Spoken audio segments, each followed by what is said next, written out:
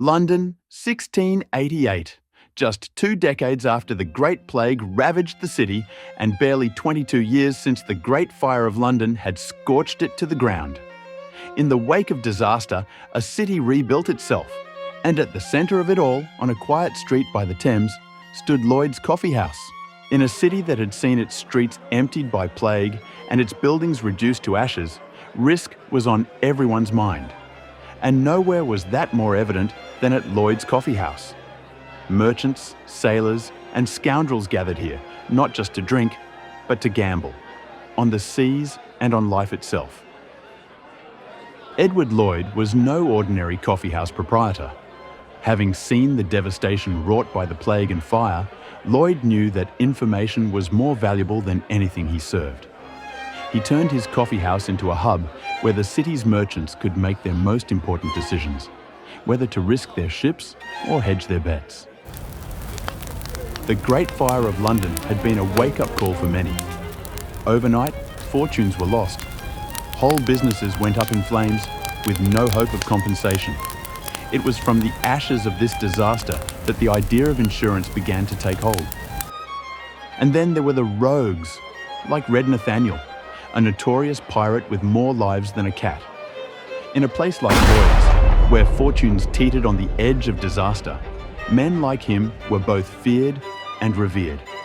Nathaniel was a walking gamble, and many were eager to bet on whether he'd live to see his next voyage. One night, after too much rum, Nathaniel wagered that he could recite Shakespeare by heart. The crowd roared with laughter as he stumbled through the verses, while bets were placed on whether he'd finish before being knocked out by a tankard. But Lloyd's wasn't just a place for laughs. Arguments over lost cargo could turn violent in an instant, like when a shipment of tea mysteriously vanished. Fists flew, bets were made, and as chaos reigned, Lloyd quietly took note of everything. The plague too had left its mark.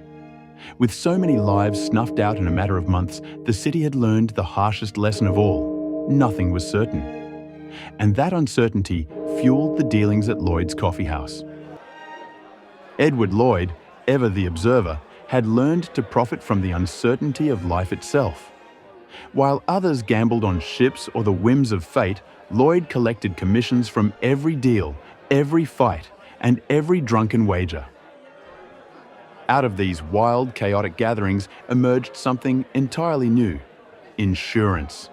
No longer just bets between merchants, it became a formal system, one that offered merchants some protection from the unpredictable.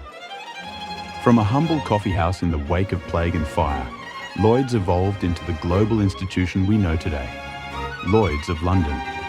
Yet beneath its modern sheen lies the memory of its chaotic origins, where risk and reward were inseparable.